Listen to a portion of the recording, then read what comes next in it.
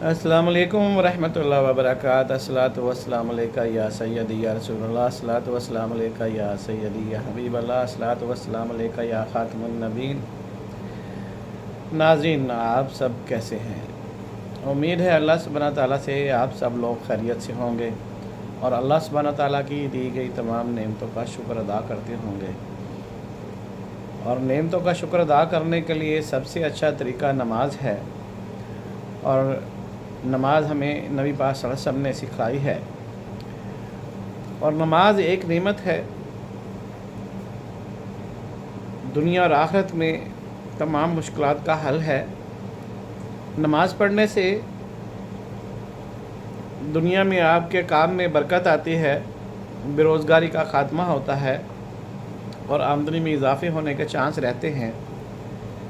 और अल्लाह सुब्हानहू तआला नमाज़ पढ़ने से इंसान को, मोमिन को, उसकी इज़्ज़त एहतराम में ज़्यादा इजाफ़ा करवाते हैं।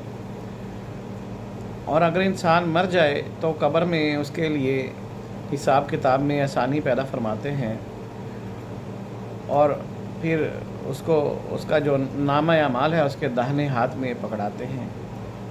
और फिर कब्र से निकलने के बाद नमाजी का जो चेहरा है वो 14वीं के चाँद की तरह रोशन होगा।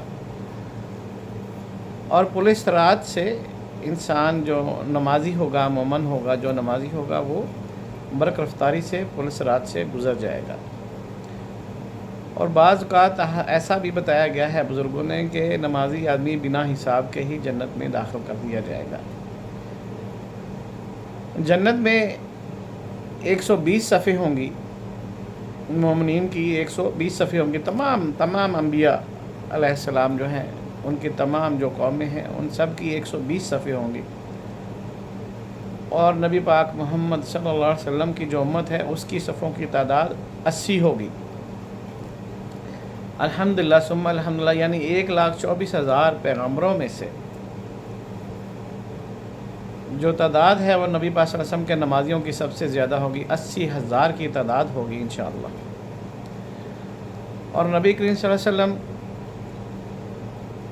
यौम हशर में जब देखेंगे जन्नत वाले जन्नत में चले गए और दोज़ख वाले दोज़ख में डाल दिए जाएंगे, तो नबी करीम सल्लल्लाहु अलैहि वसल्लम एक ख़ुसूसी सजदा फरमाएंगे अल्लाह सुब्हानहू तआला के रूबरू।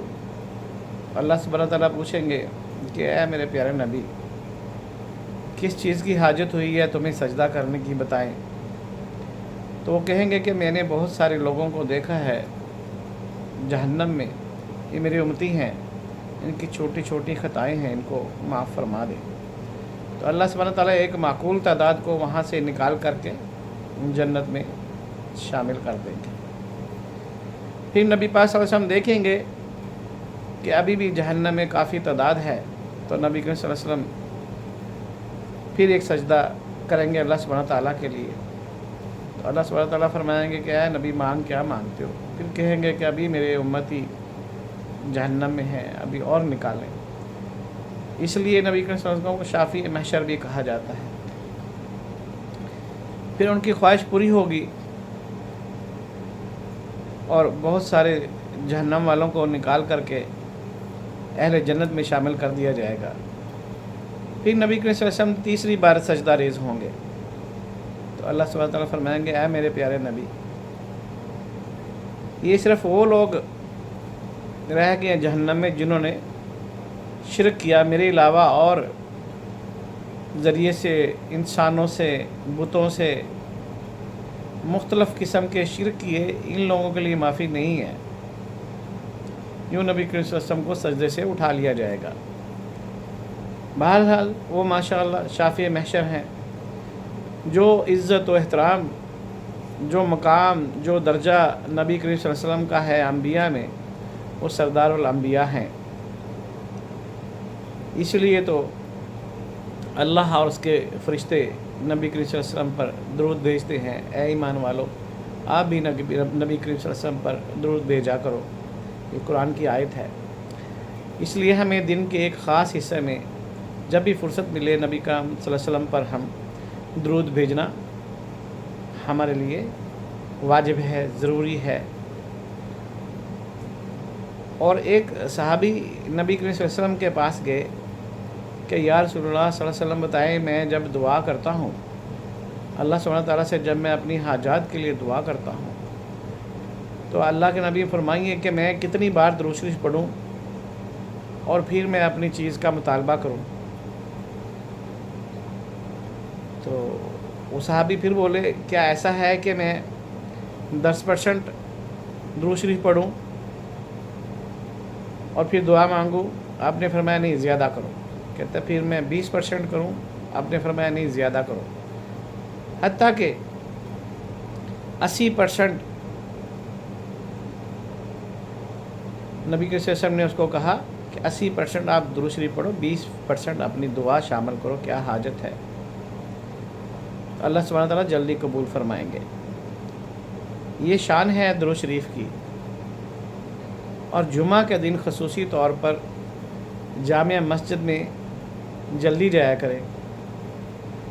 کوشش کریں کہ آدھے گھنٹے کی ایک صورت ہے سورہ کہف، وہ جمعہ کے خطبے سے پہلے آپ لوگ وہ پڑھ لیا کریں،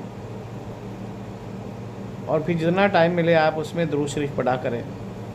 عصر کے بعد بھی آپ درود شریف پڑھ سکتے ہیں۔ اور وہ دوست دنیا میں جہاں بھی رہتے ہیں جن کو رزق کی تنگی کا خدشہ ہے، یا فاقہ کشی میں مبتلا ہے، یا روزگار کی تلاش میں ہے، تو ان تمام دوستوں سے ایک درخواست ہے کہ وہ مغرب کے بعد سورۃ الواقعہ 7 بار پڑھے۔ مغرب کے بعد سورۃ الواقعہ 7 بار پڑھے، 40 دن پڑھے، تو اللہ سبحانہ تعالیٰ غیب سے رزق کے دروازے کھول دیں گے۔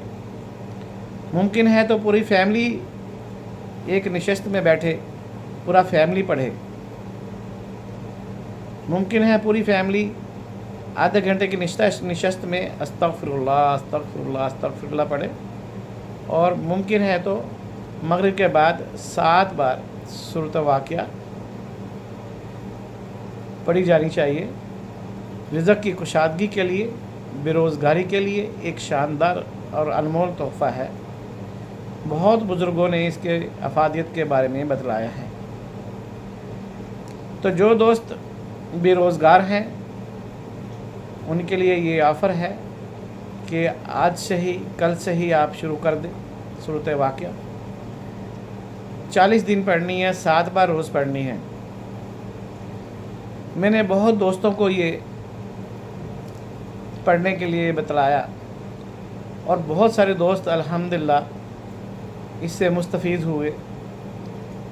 حتیٰ کہ پچھلے دنوں ایک بہت بڑے چارٹرڈ اکاؤنٹنٹ پاکستان سے آئے ہوئے تھے یہاں پر، وہ نوکری کی تلاش میں تھے۔ وہ کہنے لگے کہ بھئی یہ بتائیں مجھے کیا کرنا چاہیے۔ بہت پڑھے لکھے تھے، نوجوان تھے، اسلام آباد سے رہنے والے تھے۔ تو میں نے ان سے بھی یہی کہا کہ آپ سورۃ واقعہ شروع کریں۔ ابھی انہوں نے پہلا دن ہی شروع کیا تو الحمدللہ ان کو ایک بہت بڑی کمپنی سے آفر آئی، اور وہ الحمدللہ وہاں پر منتخب ہو گئے۔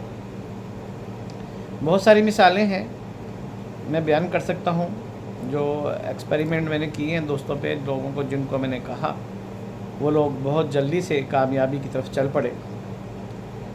تو آپ بھی دیر مت کیجئے گا، اگر آپ کو ایسی پرابلم ہے تو سورۃ واقعہ پڑھنا شروع کر دیں۔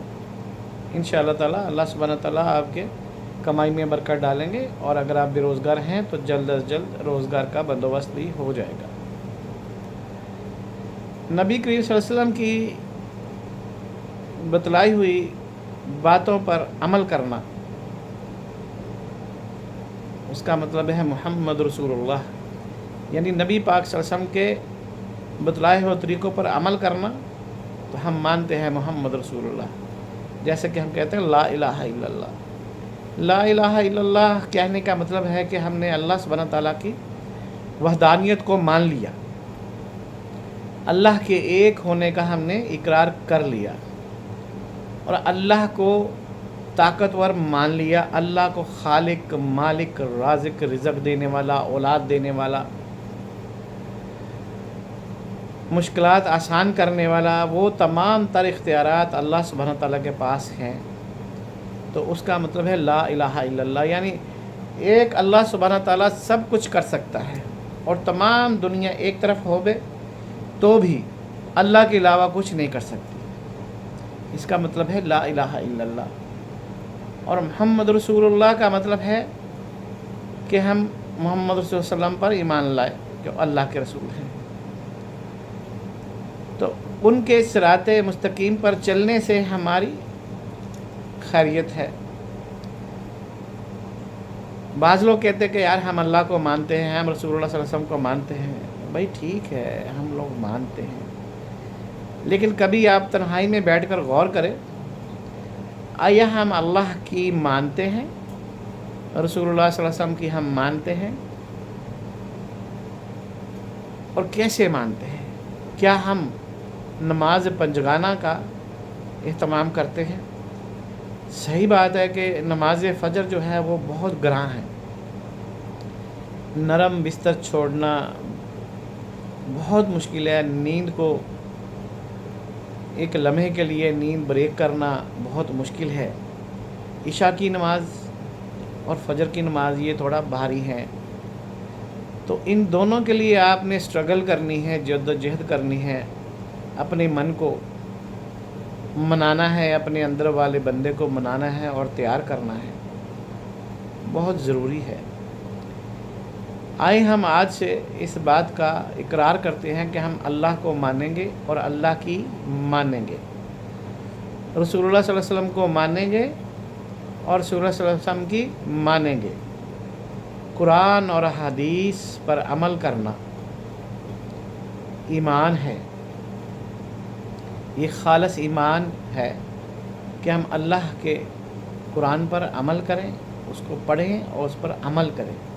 وہ تعلیمات ہیں، وہ علم حقیقی ہے، اور صلی اللہ علیہ وسلم کی باتوں پر ایمان لانا اور ان کی باتوں کو ماننا ایمان کا حصہ ہے۔